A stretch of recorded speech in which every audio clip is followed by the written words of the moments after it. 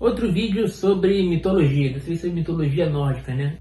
Esse vídeo eu queria fazer uma discussão muito interessante sobre mitologia nórdica, que é o seguinte: o que a gente sabe realmente sobre mitologia nórdica, o que a gente não sabe, né? Porque, para quem não sabe disso, a mitologia nórdica que a gente tem, ela é muito preservada por coisas como a Edda em prosa, que é a história da mitologia nórdica contada em forma de poesia.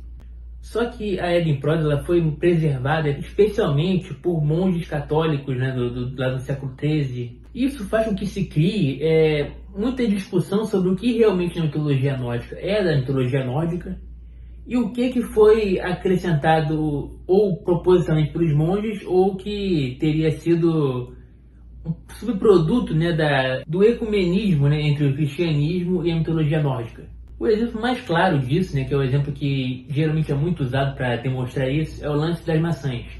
Diferente da mitologia grega, na mitologia nórdica, os deuses nórdicos não são verdadeiramente imortais. Existe mais uma história que explica que a imortalidade deles ela advém de uma maçã dourada especial, e essa maçã confere a eles a imortalidade. Então eles precisam comer de tempo em tempo para se manterem jovens, né? O que muitos especialistas apontam sobre isso é que essa história, na verdade, eles pegaram esse simbolismo da maçã, provavelmente era outra coisa na mitologia nórdica original, da mitologia cristã.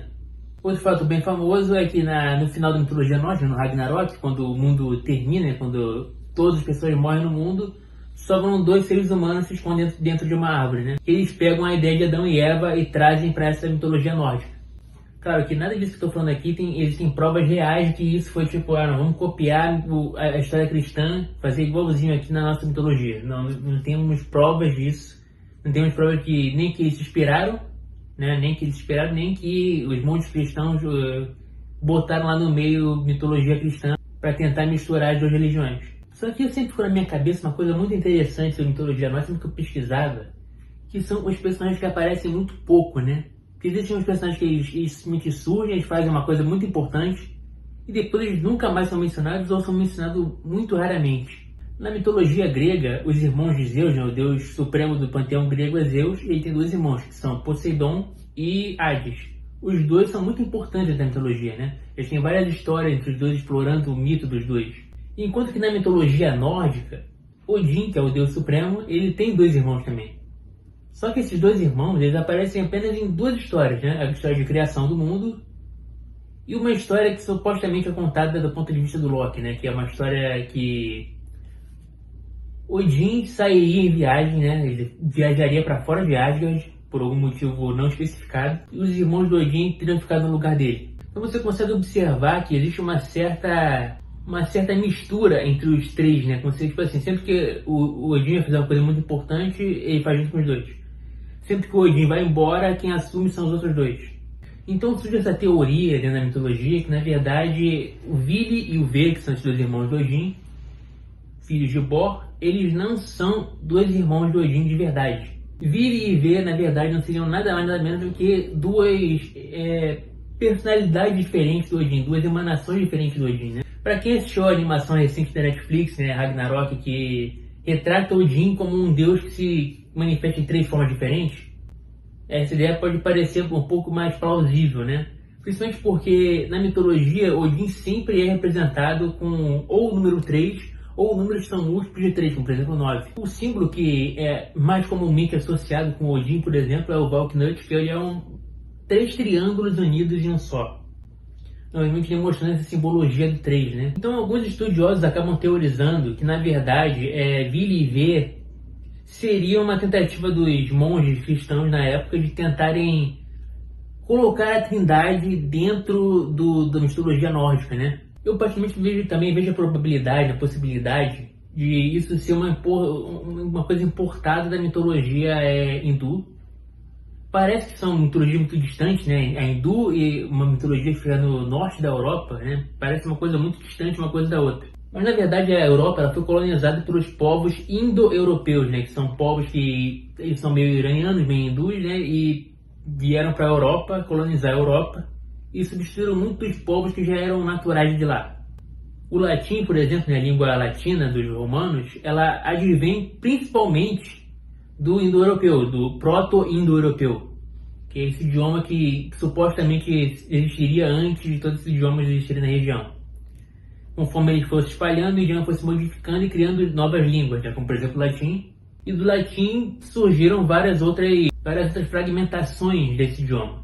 O nosso português é um exemplo de um idioma que vem do latim, e o latim vem do proto-indo-europeu. E a gente sabe disso, por exemplo, por causa de palavras que são muito parecidas, né? Pater, pai, father. São três palavras que são... Elas não se parecem uma com a outra, mas elas parecem ter a mesma origem. Por exemplo, o deus Júpiter, que é do panteão romano, ele não parece nada com Zeus, né? Mas se você parar para analisar, Zeus Pater, que seria uma coisa que Zeus pai, parece muito com Júpiter, Zeus Pater, Júpiter. Existem outros milhares de exemplos, né, que eu poderia dar aqui, mas vamos voltar a focar aqui na mitologia nórdica, que é o que a gente está discutindo hoje. No mito nórdico, existia um gigante que ele era pai, né, de todos os outros gigantes. Os gigantes eles também surgiam do suor dele, ele suava e desse suor nasciam mais e mais gigantes. Até o ponto em que o número de gigantes ficou impossível de calcular, começou a crescer demais o número de gigantes. Então Vili, Vê e Odin decidem pôr um fim a essa fábrica. Eles vão lá e eles matam o gigante, pai de todos os gigantes. E do cadáver dele eles constroem o mundo. Inclusive, isso é uma história que você pode associar um pouco até a outra história mitológica, por exemplo, a história do Tiamat, né, na mitologia babilônica, que o deus Marduk partiria Tiamat no meio, e desse corpo repartido ele teria criado o mundo. Mesma história, né? Praticamente a mesma história. Outra história semelhante seria que Cronos teria capado o pai, né, capado Uranus, que é o deus céu, e separado o céu da terra, criando assim o mundo como ele é hoje. Todas as histórias muito parecidas que têm da mesma origem, né? E você pode pensar, pô, Vili, Vê e Odin são deuses muito importantes, né? Então eles devem aparecer constantemente na mitologia. E isso é verdade para Odin. Mas Vili e Vê criam o mundo e depois não fazem mais nada, né? Eles desaparecem na mitologia. Eles ficam irrelevantes na história. Até que vem essa história do Loki contando que quando Odin viajava para fora de Asgard, ele colocava Vili e Vê no comando.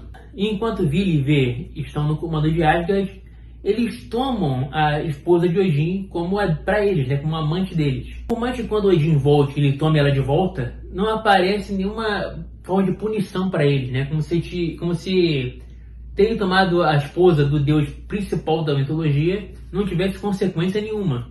Então vamos parar para analisar. Os três criam o mundo juntos. Os três eram amantes da mesma mulher. Os três governam Asgard. O que muita gente acredita, né, é que Vili, Vê e Odin nada mais são do que como se fosse a trindade cristã ou Trimurti hindu. Eles são três personificações do mesmo poder, da mesma entidade, da mesma criatura. Em resumo é isso, o vídeo vai ficando por aqui. Era só um vídeo para comentar sobre esse fator um pouco menos conhecido da mitologia nórdica, né, e demonstrar para vocês como, por exemplo, nada é muito confiável dentro do que sabemos da mitologia nórdica, né. Muita coisa pode ser inventada posteriormente, muita coisa pode ter sido adotada de outras histórias e tal. Não existia uma Bíblia nórdica como existe uma Bíblia cristã. Cada região tinha uma mitologia um pouco até diferente, talvez até. E por hoje é isso, o vídeo vai ficando por aqui. Se você se considerar fazer uma doação pro canal, sempre vai estar por aqui em algum lugar o LivePix, para você fazer uma doação por Pix. Considere também se inscrever no canal para termos mais discussões como essa filosóficas, mitologia, política e tal. Se você tem alguma coisa a acrescentar, você quer debater sobre o assunto, se você quer discutir sobre o assunto, fique à vontade para comentar aí embaixo, né? O vídeo de hoje é bem curtinho, porque eu estou correndo aqui, porque eu estou com pouco tempo. Eu só não queria deixar muito tempo sem vídeo no canal. E por hoje é isso, valeu então, falou!